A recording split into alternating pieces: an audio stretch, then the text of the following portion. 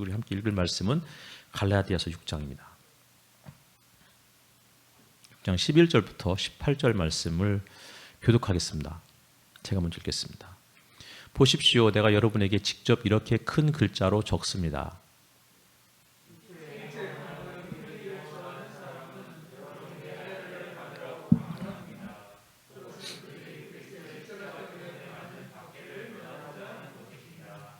할례를 받는 사람들 스스로도 율법을 지키지 않으면서 여러분에게 할례를 받게 하려는 것은 여러분의 육체를 이용하여 자랑하려는 것입니다.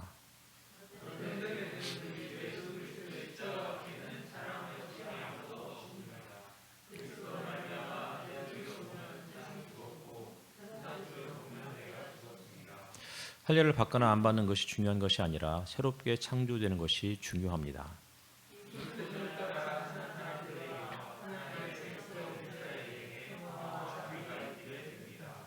이제부터는 아무도 나를 괴롭히지 마십시오. 나는 내 몸에 예수의 상처 자국을 지고 다닙니다.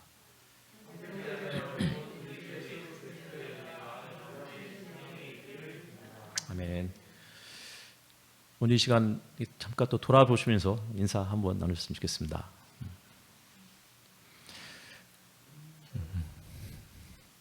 그리고 오늘 추수감사절인 거 아시죠?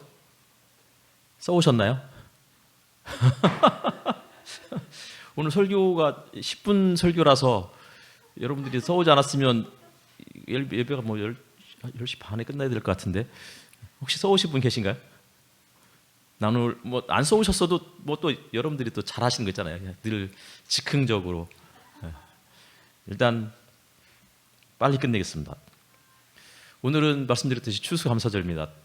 지난주일에도 이제 목회서신에서 이렇게 제가 말씀드렸었고 설교에서도 잠깐 언급했었는데 추수감사절의 유래는 영국의 청교도들이 그 당시에 이제 종교의 자유를 찾아서 플리머스호를 타고 미국까지 오게 된 거죠, 그렇죠?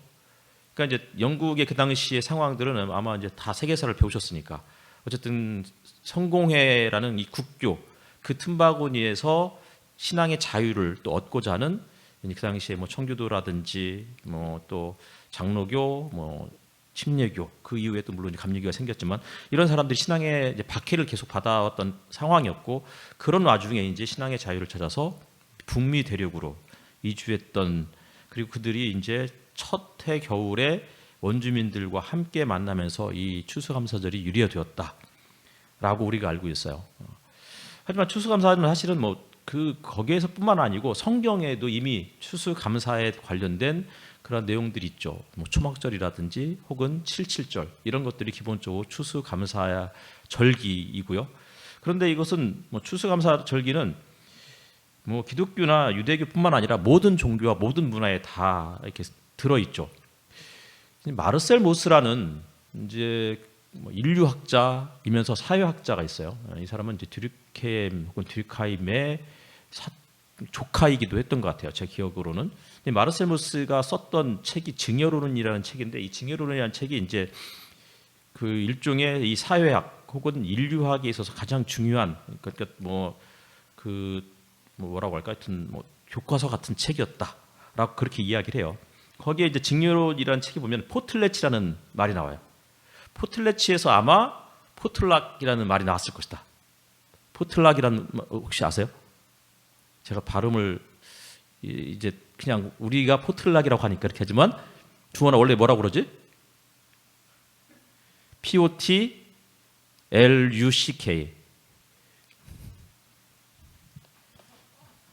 그렇죠. 이렇게 얘기하는 거예요. 그러니까 이제 뭐 서양 사람들이 어떤 중요한 행사들이 있을 때 집에서 조금씩 음식을 준비해서 쫙 펴놓고 같이 나눠 먹는 것, 그렇죠? 이 말에서 아마 포틀레치라는 말에서 그런 어떤 그 관습들이 나왔을 것이다. 근데 마르셀 모스는 이런 어떤 포틀레치라는 요 자체가 현대의 혹은 근대의 개념이 아니고 원시 사회부터 존재했었다라고 이야기를 하는 거예요. 근데 그리고 이 포틀레치라는 게 뭐냐면 기본적으로는 선물을 주고받는 행위예요. 그러니까 선물을 주고받으면서 그 사회 혹은 공동체가 유지되는 중요한 어떤 그 공동체 유지하는 중요한 기제 어떤 역할을 하게 되었다. 이렇게 이야기하고 있는 거죠. 근데 우리가 보통 선물하면은 마음의 감동을 받아서 주는 것처럼 생각하지만 실질적으로는 그렇지 않다는 거예요. 거의 모든 선물은 의무감에서 한다는 거죠. 가장 대표적인 게 그거죠. 뭐 생일이 됐는데 특별히 이제 배우자의 생일, 특별히 또 이 배우자 중에서 또 아내의 생일.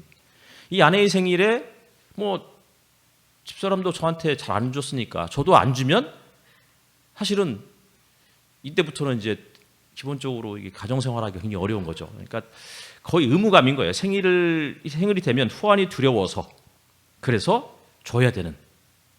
그래야만 우리의 가정의 평화, 적어도 내가 집에서 그 비밀번호를 바꾸지 않고 마음껏 드나들 수 있도록 해주는 그 역할이 이제 선물이라는 거죠.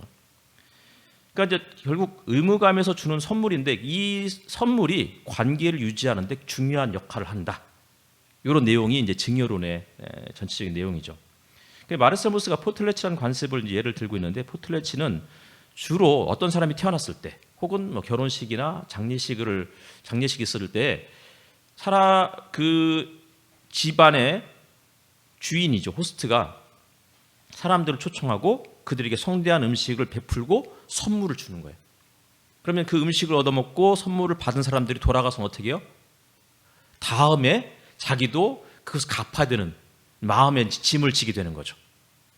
그래서 자기도 언젠가는 그 사람을 또 초청을 해야 되고 그 사람과 함께 음식을 먹어야 되고 그 사람에게 또 받은 그 이상의 선물을 주는 거예요. 그것이 자신의 명예를 지키는 가장 중요한 덕목이라고 생각했던 거죠. 그런데 이제 이런 이 포틀레치, 그러니까 서로 선물을 주고받는 이 관습이 특별히 가난한 사람들보다는 부유한 사람들에게 훨씬 더 중요했다는 거예요. 가난한 사람들은 사실은 자기의 명예를 지키기가 굉장히 어려운 사람들이잖아요. 그러니까 선물을 받아도 이것은 그 이상의 선물을 베풀 수가 없으니까 어떻게 해요? 내가 선물을 받았으면 나에게 선물을 베푼 그 사람에게 충성을 하는 거죠. 내가 그 사람을 정말 내가 가장 존경하고 때로는 신뢰할 수 있는 은인으로 생각하고 그에게 충성심을 보여주는 것. 그러나 이제 귀족들끼리의 그 관계에 있어서는 내가 받은 그 이상을 베풀어야 내 가문의 명예, 내 자신의 명예를 과시할 수 있는 그러한 방법이라고 생각했고 그것을 뭐라고 표현하느냐면 고귀한 지출 이렇게 표현했던 것 같아요. 어쨌든 간에 이러한 나눔, 풍성한 나눔은 특별히 부유한 사람들의 의무였다는 거예요. 그리고 이런 것들은 사실 성경에 나와 있죠. 성경에 뭐라고 되어 있어요? 많이 거둔 자는 많이 나누고 적게 거둔 자는 적게 나누고. 이것이 이제 사도 바울이 했던 그러한 권면이었지만 실질적으로는 기독교만의 전통이 아니고 거의 모든 문화에 있었던 내재되어 있었던 그런 문화적 현상이었다는 거예요. 그리고 마르셀무스는 하는 이야기가 이런 포틀레치를 실천하는 사회, 그러니까 지금과 같은 현대 자본주의 사회에서도 이런 것들이 굉장히 중요하다는 거죠.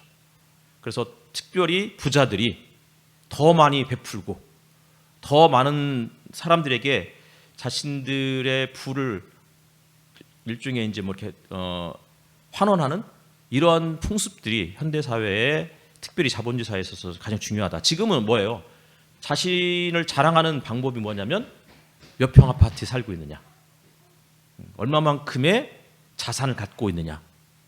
근데 그것은 굉장히 현대적 개념이고 그런 것은 굉장히 천박하다는 거예요. 진정한 자랑거리는 내가 얼마만큼 베풀고 살아가고 있는지. 특별히 부자들에게 마르셀무스가 해주는 이야기였죠. 오늘은 추수감사절이에요. 근데 갈라디아서를 마무리하면서 바울이 이제 할례를 받는 사람들 그들에게 할례를 받았으면서도 스스로 율법을 지키지 않는 사람들이죠. 근데 이 사람들이 할례를 받아놓고도 율법을 준수하지 않는 것뿐만 아니라 할례를 받지 않았던 갈라디아 교인들에게도 할례를 받도록 강요하고 있는 것이 문제다. 그런데 그들이 할례를 왜 강요하느냐? 그 의도를 두 가지로 밝히고 있는데 첫 번째는 십자가 때문에 받는 박해를 면하고 싶어서. 할례를 받으면 십자가 때문에 받는 박해를 면할 수 있다는 거예요. 그리고 두 번째는 육체를 이용해서 자랑하려는 것이다. 이렇게 이야기를 하고 있죠. 근데 여기서 이제 두 번째 표현을 잠깐 살펴보려고 하는데, 여러분의 육체를 이용해서 자랑하려는 것입니다. 이게 이제 13절에 나와 있어요. 할례를 강요하는 유대주의자들이 갈라디아 교인들에게 할례를 받게 하려는 이유가 뭐냐면, 자신들의 할례 받음을 자랑하고자 함이 아니고 갈라디아 교인들의 육체를 이용해서 자랑하려고 한다라고 이렇게 이야기하고 있는 거죠. 저는 이게 굉장히 재미있더라고요. 그러니까 내가 할례를 받았기 때문에 내가 할례 받았어, 이것을 자랑하는 게 아니고, 내가 할례 받은 내가 할례를 받지 않은 누군가에게 할례를 받게 함으로 그들의 육체를 자랑하고 싶은. 그래서 다른 성경에 보니까, 다른 번역본에 보니까 여러분의 육체에 대해서 자랑하려고 한다, 혹은 외적인 문제나 혹은 외적인 예식을 지키는 여러분에 대해서, 이렇게 해석할 수 있다는 거예요. 그러니까 다시 말하면 유대주의자들은 갈라디아 교인들의 외적인 행습, 겉으로 드러나는 모습, 이런 것을 보고 자랑하려고 자꾸 할례를 강요했다는 거죠. 그런데 바울은 자신은 십자가밖에는 자랑할 것이 없다, 이렇게 이야기하면서 15절에서 할례를 받거나 안 받는 것이 중요한 것이 아니라 새롭게 창조되는 것이 중요하다, 이렇게 이야기하고 있죠. 그리고는 17절이에요.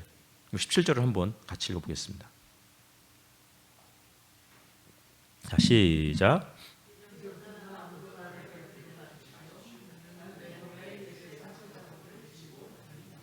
예수의 상처 자국을 지고 다닙니다. 그러니까 15절에서 할례를 받고 안 받고가 중요한 것이 아니고 새롭게 창조되는 것이 중요하다, 이렇게 이야기한 바울이 17절에서 자기는 예수의 상처 자국을 지고 다닌다, 이렇게 이야기하고 있는 거예요.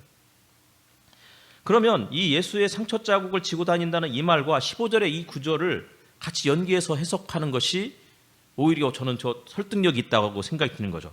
다시 말하면 겉으로 드러나는 모습, 할례라든지 어떤 외적인 행동, 이런 것이 중요한 것이 아니고 새롭게 창조되는 것이 중요한데, 그것이 바울에게 있어서는 예수의 상처 자국, 예수의 흔적이라는 거예요. 그럼 예수의 흔적이 과연 뭘까? 예레미야가 이런 말을 해요. 예레미야 9장 23절부터 26절을 보니까 제가 한번 읽어드리겠습니다. 제가 이거를 또 그 성경 앱에서 이거 인용하다 보니까 새 번역이 아니고 개역 개정에서 인용을 했는데, 여호와께서 이와 같이 말씀하시되 지혜로운 자는 그의 지혜를 자랑하지 말라. 용사는 그의 용맹을 자랑하지 말라. 부자는 그의 부함을 자랑하지 말라. 사실 지혜로운 사람이 지혜를 자랑하는 것, 머리 좋은 사람이 자기의 똑똑함을 자랑하는 것, 이것은 자랑거리가 되어서, 이런 것들은 자랑거리가 되어서 안 된다는 거죠. 그러니까 기본적으로 체격이 큰 사람이 자기 힘을 자랑하는 것, 이것도 자랑거리가 아니라는 거예요. 그러면서 24절이 뭐라고 하냐면, 자랑하는 자는 이것으로 자랑할지니 곧 명철하여 나를 아는 것과 나 여호와는 사랑과 정의와 공의를 땅에 행하는 자인 줄 깨닫는 것이라. 나는 이 일을 기뻐하노라. 여호와의 말씀이니라. 자랑할 것은 지혜나 혹은 용맹, 부, 이런 것들을 자랑하지 말고 진짜 자랑할 것은 하나님을 아는 것인데, 하나님은 우리가 알아야 할 하나님은 어떤 분이냐면 사랑과 정의와 공의를 땅에 행하는 분, 이것을 자랑하라는 거예요. 그러면서 25절에 여호와의 말씀이니라. 보라, 날이 이르면 할례 받은 자와 할례 받지 못한 자를 내가 다 벌하리니. 그러니까 할례를 받은 사람을 열애시키고 할례 안 받은 사람만 벌한다는 게 아니고, 받은 사람이나 다 안 받은 사람이나 다 벌할 것인데, 곧 애굽과 유다와 에돔과 암몬 자손과 모압과 및 광야에 살면서 살적을 깎은 자들에게라. 무릇 모든 민족은 할례를 받지 못하였고 이스라엘은 마음에 할례를 받지 못하였느니라. 그러니까 하나님께서 보시기에는 우리의 육체에 할례를 받고 안 받고 이게 중요한 것이 아니고 마음의 할례를 받지 않았기 때문에, 이방인들은 육체의 할례를 받지 않고 마음의 할례를 안 받았고, 이스라엘 백성들은 마음의 할례를 안 받았기 때문에 결국은 그것 때문에 하나님의 심판을 받게 되는 것이다, 이렇게 이야기하고 있는 것이죠. 그러니까 예레미야 31장 33절에서도 하나님께서는 이스라엘과 언약을 맺는데, 그 내용은 율법을 그들의 가슴 속에 넣어주는 거예요. 그리고 그들의 마음판에 새겨주는 것. 그러니까 하나님께서 율법을 그들의 가슴 속에 넣어주는 것이 아니라 그들의 마음판에 새겨주는 것. 이것을 율법을 그들의 가슴 속에 넣어주는 것이 아니라 그들의 마음판에 새겨주는 것. 이것을 그래서 하나님께서 그들의 마음속에 율법을 넣어주고 마음판에 그 율법을 새겨줌으로 하나님이 그들의 하나님이 되시고 이스라엘 백성들은 하나님의 백성이 될 것이다. 그리고 바로 이어지는 구절이 너는 주님을 알아라 하지 않고 뭐라고 그래요?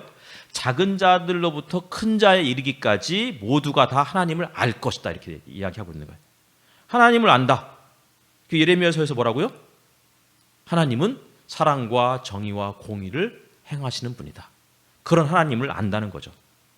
그러니까 우리는 하나님을 안다 하면 굉장히 추상적으로 알아요. 마음이 짜릿한 것. 근데 하나님은 그런 하나님만이 아니고 실질적으로는 우리에게 마음에 감동을 주신 그 하나님은 이 땅에서 사랑과 정의와 공의를 행하시는 분이라는 거예요. 따라서 바울이 말하는 자기 몸에 지고 다니는 예수의 상처 자국은 이런 의미로 이해할 수 있을 것 같습니다. 요즘은 외모의 시대잖아요. 그렇죠? 다 겉으로 드러나는 것을 자랑해요. 아까 말씀드렸듯이 아파트 몇 평에 사는 것을 자랑하고 어떤 아파트에 사느냐를 또 자랑하고 내 자녀가 이번 수능에서 몇 점을 받았다.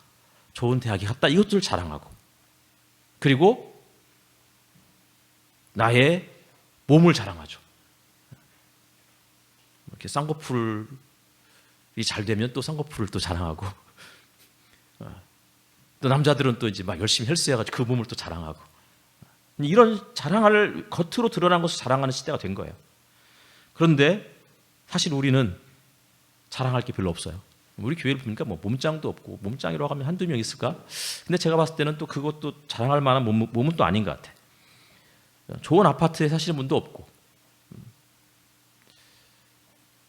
자랑할 것이 없기 때문에 그래서 저는 우리 교회가 참 좋다라는 생각이 들어요. 근데 단순히 자랑할 것이 없기 때문에 자랑하지 않는 게 아니고요. 사실은 다 자랑할 것을 만들면 다 있어요. 그런데 그런 것들을 자랑하지 않고 정말 우리 삶 가운데서 일하시고 우리를 감동시키시는 그 하나님, 하나님의 성품, 그분의 사랑과 정의와 공의를 실천하는 모습, 이런 것들을 우리에게 우리 삶에 자꾸 이제 그 뭐라고 그럴까 이게 체화시키는 이런 것들이 우리에게 좀 필요하지 않을까 싶고 갈라디아서 6장 1절 2절에서 이야기했던 것처럼 온유함으로 해야 되는 거죠. 내가 사랑을 정의를 실천하지만 그러나 온유함으로 폭력적으로 과격하게 하는 것이 아니고 그래서 에베소 4장에도 모든 겸손과 온유로 하고 오래 참음으로 사랑 가운데서 서로 용납하고 추수감사절입니다. 우리가 자랑할 것이 있다면 감사할 것이 있다면 이런 것들을 또 감사하고 자랑하는 그러한 꿈 있는 교회가 되었으면 좋겠습니다. 기도하겠습니다.